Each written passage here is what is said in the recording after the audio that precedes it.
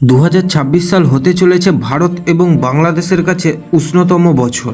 1877 সাল ছিল এক অভিশপ্ত বছর, যখন ভারত থেকে ব্রাজিল, চীন থেকে আফ্রিকা, গোটা পৃথিবী পরিণত হয়েছিল লাশের স্তূপে। হ্যাঁ, কোনো ওয়ারের জন্য নয়, কোটি কোটি মানুষের মৃত্যুর কারণ হয়েছিল সমুদ্রের বুকে জন্ম নেওয়া এক দানব, যা ছিল সুপার এল নিনো।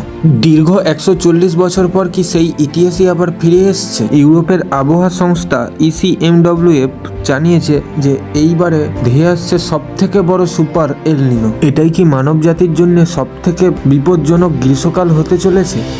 এবছরই কি সব থেকে বেশি গরম পড়তে চলেছে? কেন বিজ্ঞানীরা এটিকে মহাপ্রলয়ের সংকেত দিয়েছে? জানতে হলে ভিডিওটি পুরোটাই দেখুন।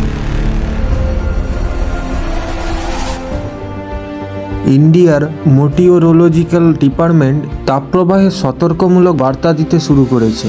দিল্লির ইতিমধ্যেই তাপমাত্রা 40 ডিগ্রি ছাড়িয়ে গেছে।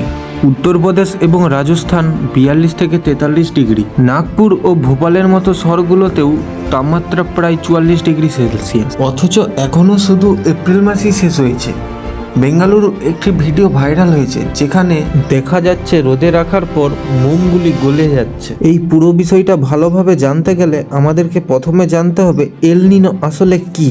সহজ কথায় বলতে গেলে প্রশান্ত মহাসাগরের পূর্ব এবং মধ্য, যেখানে জল সাধারণত ঠান্ডা থাকা উচিত, সেখানে জল অস্বাভাবিকভাবে গরম হয়ে যায়। যখন কোটি কোটি লিটার জল একসাথে গরম হয়, তখন এত তাপ উৎপন্ন হয় যে পৃথিবীর আবহাওয়া, বৃষ্টি সবই বদলে যায়। প্রশান্ত মহাসাগর পৃথিবীর বৃহত্তম ও দীর্ঘতম সমুদ্র।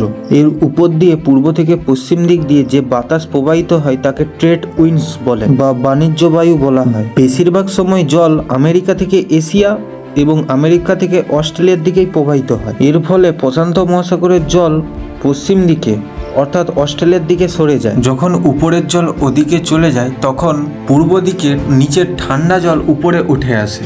এটি একটি স্বাভাবিক পরিস্থিতি। যখন অস্ট্রেলিয়ার দিকে গরম জল চলে যায় এবং দক্ষিণ আমেরিকার দিকে শীতল জল চলে যায়, তখন গরম জল বাষ্প হয়ে অস্ট্রেলিয়াতে প্রচুর মেঘ উৎপন্ন করে এবং তার ফলে বৃষ্টিপাতও প্রচুর হয়। এবার কল্পনা করুন, এই বাণিজ্য বায়ু আগের মতো বইছে না। তখন দক্ষিণ আমেরিকায় নিচের দিকে ঠান্ডা জল উপরে ওঠা বন্ধ হয়ে যাবে এবং উপরিভাগের জল সবসময় গরম থাকবে। ফলে যেই বৃষ্টিপাত অস্ট্রেলিয়াতে হওয়ার কথা ছিল, সেই বৃষ্টিপাত প্রশান্ত মহাসাগরের কোনো এক মাঝখানে হবে। এই ঘটনাকেই বলা হয় এল নিনো, যা চক্রের মতো চলতেই থাকে। তবে এটি নিয়মিত চক্র নয়, কখনো 2 বছর পরে আসে, কখনো 5 বছর পরে, কখনো 10 বছর পরে হলেও আসে। যখন এটা ঘটে তখন প্রায় 6 মাসের জন্য এটি স্থায়ী হয়। তখন পুরো বিশ্বের আবহাওয়া কিছুটা হলেও পাল্টে যায়। এর ফলে অস্ট্রেলিয়ার বহু এলাকা শুষ্ক হয়ে পড়ে, বৃষ্টিপাত তেমন আর হয় না এবং দাবানল সৃষ্টি হয়। এই একই পরিস্থিতি দক্ষিণ পূর্ব এশিয়া এবং ভারত বাংলাদেশেও ছড়িয়ে পড়ে, যার ফলে দুর্বল মৌসুমি বায়ু এবং তাপপ্রবাহ দেখা যায়। এমনি একটা সাধারণ এল নিনোই ভারত বাংলাদেশের কাছে দুঃসংবাদ, কিন্তু এটা ভারত এবং বাংলাদেশের কাছে খুবই বিপজ্জনক হতে পারে।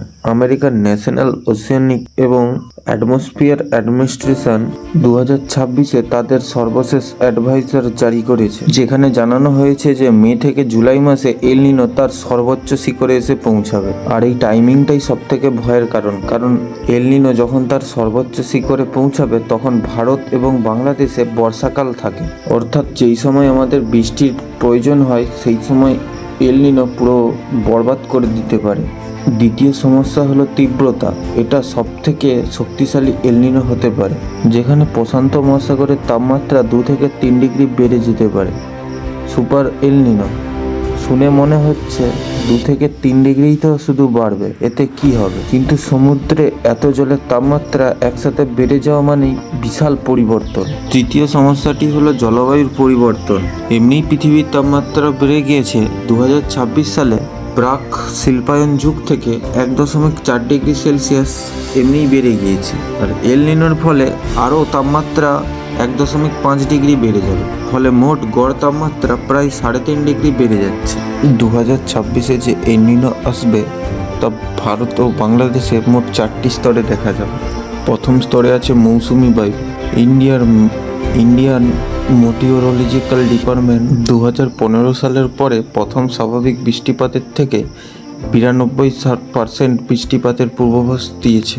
দ্বিতীয় স্তর হলো কৃষিকাজ। সমস্যা হলো ভারতের বেশিরভাগ কৃষিকাজ মৌসুমি বায়ুর উপর নির্ভরশীল, ফলে বৃষ্টিপাতের এদিক ওদিক হলে ফসলের বিরাট ক্ষতি হয়। তৃতীয় স্তরটি হলো তাপপ্রবাহ। সুপার এলনিনোর ফলে তাপপ্রবাহের সম্ভাবনা বেড়ে যায়। পূর্বাভাসে বলা হয়েছে যে পূর্ব মধ্য, উত্তর পশ্চিম ভারত এবং দক্ষিণের উপকূলে স্বাভাবিক তাপমাত্রা বেড়ে যায়। বেশি দিন তাপপ্রবাহ চলবে। 2024 সাল ছিল ভারতের ইতিহাসে সবথেকে উষ্ণতম বছর। বিজ্ঞানীরা ধারণা করছে যে 2026 সাল 2024 সালের গরমের থেকেও রেকর্ডকে ভেঙে দিবে। বাংলাদেশের ক্ষেত্রেও সেম কথা। চতুর্থ স্তরটি ডাইরেক্ট আপনার ঘরে প্রভাব ফেলবে। স্বাভাবিকের চেয়ে কম বৃষ্টি এবং উষ্ণতা বেশির অর্থ হলো উৎপন্ন ফসলের হার কমে যাওয়া, ফলে খাবারের দ্রব্যমূল্য অনেক বৃদ্ধি পাবে। আর সবথেকে খারাপ প্রভাব পড়বে সাধারণ মধ্যবিত্ত মানুষদের ক্ষেত্রে, যাদের এসি কেনার সেরকম সামর্থ্য নেই এবং সঞ্চিত খাদ্যের বাড়তি যোগান নেই। 2024 সালে দিল্লির পরিসংখ্যান অনুযায়ী দিনে তাপমাত্রা বেড়েছে 1.8 ডিগ্রি সেলসিয়াস এবং রাতে তাপমাত্রা বেড়েছে 4.4 ডিগ্রি সেলসিয়াস। মে জুন মাসে এমন 24টি রাজ্য ছিল যার গড় তাপমাত্রা 23 ডিগ্রি সেলসিয়াসের বেশি ছিল, যা 2001 থেকে 10 সালের গড় হারের থেকে দ্বিগুণ। আচ্ছা, তাহলে কি কোনো সমাধান আছে যাতে এই তাপপ্রবাহ থেকে আমরা মুক্ত হতে পারি? হ্যাঁ, সমাধান আছে। একবারে সহজ সরল সমাধান, যে বেশি করে গাছ লাগাতে হবে। গাছই পারে এই তাপপ্রবাহ থেকে আমাদেরকে রক্ষা করতে। এরকম সব ভিডিও পেতে চ্যানেলটিকে সাবস্ক্রাইব অবশ্যই করে রাখবেন।